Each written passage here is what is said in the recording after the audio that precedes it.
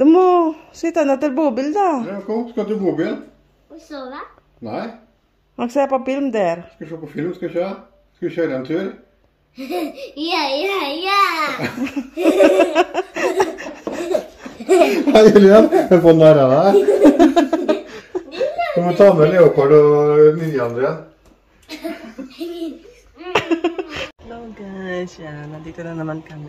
Lumabas kami. Dapat sa Torodem kami pupunta. Kaya lang na bago yung plano. So, hindi na kami doon pupunta. Nag-message, dapat imi-meet na yung kaibigan niya. Kaya lang nag-message. May plano na palang iba. So, ngayon, sa ibang place na lang kami pupunta, guys. Kasi naman masayang yung plano namin, di ba? Yan ang isa sa ayaw ko, yung bigla-biglang nagbabago ng plano. So, imbis na yung blue car ang gamitin namin, ito na lang uling camping car. So, umaga na ngayon, kahapon kasi sobrang pagod ko. So, hindi ako nakapag-film. Tapos, ngayon, yan, umaga na, ano pa ngayon? 7:25 ng umaga. At ano yan? Nagbe-breakfast na sila. Si Bebe ay rice grow. Tapos yung asawa ko naman is yung tinapay cheese whiz na may liver postay din. Yan. Tapos ako, yan. Tapos meron akong itlog na pula. Niinit ko lang yung rice. Julian! Ito guys, papunta na kami ng... Ang daan namin ngayon ay nasa Hoylanda na kami. Hoylanda.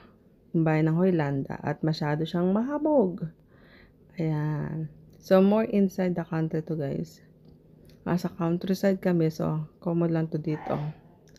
So, sobrang kapal ng hamog. So, medyo maingat kami mag-drive kasi nga ang kapal. Halos di mo makita yung daan. Ayan. So, mabuti lang may GPS. So, may nag-guide sa amin.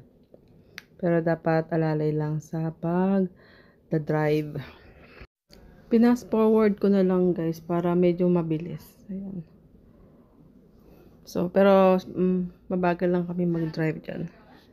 Then, actually guys, nakapunta na kami sa Östersund. Kaya lang, gabi kasi yun. Kaya hindi namin ma-enjoy. And then, I think nagka-problema yata ako sa flight ko noon. So, na bad trip ako. Nasira kasi yung passport ko ba. Ayan. So, parang nasayang yung flight namin noon. Ayan. So, eto, balik na kami. At medyo na-boring kami. Na-boring ako papuntang Östersund kasi puro gubat pala yung madadaanan. Hindi tulad sa Trondheim na marami kang sitting dadaanan.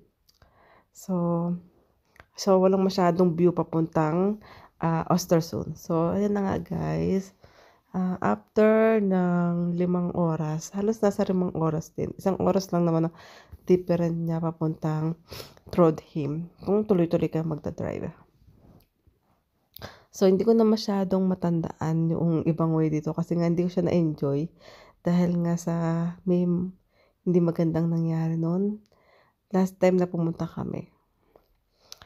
So, ayan. Maglibot muna tayo o drive-thru.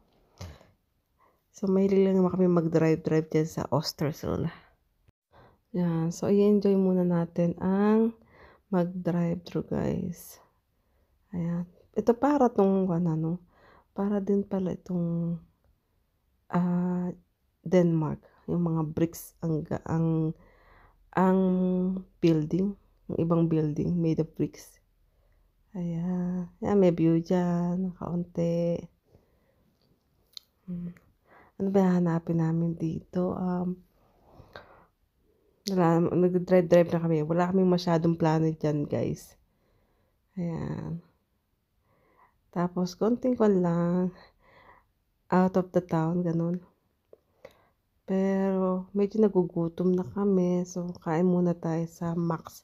So, first time namin kumain sa Max, guys.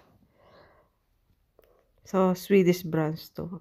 Swedish fast food. Yan. So, yan guys. First time natin kumain. First time namin tumikim ng Max. Dati ano yung sunata guys. Yan. Ice cream. Chicken. Diba? Kaya muna kami. Wow. Meron akong itlog na pula. May order din ako ng chicken. Tapos kay Papa yung shake. Kumain naman na siya. Yan. Ating pagkain. Dollar signs. Ano? Garbage. Parang pan.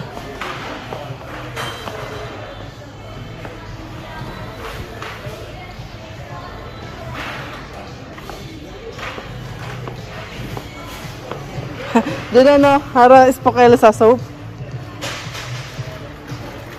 Ito, kuha ko ng isang ganito. Kasi 10 kroner lang siya.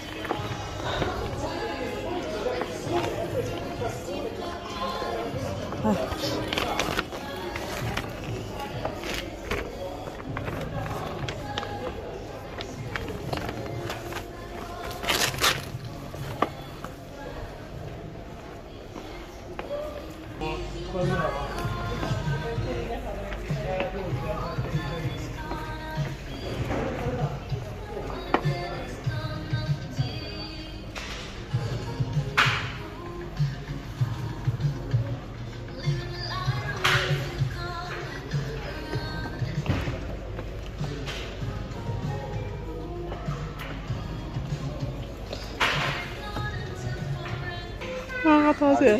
Naya. It's just one of this, so. What is the Plus one. plus one? Ah, you know.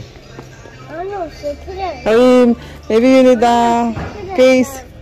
How much is the case? Ja, jeg bare prøver da, Julia, men du får ikke sånn, nei. Nay, nako Julian, you have a headache. Ikke dra dem opp. Nei, Julie. Daming Doritos. Nachos cheese. Doritos.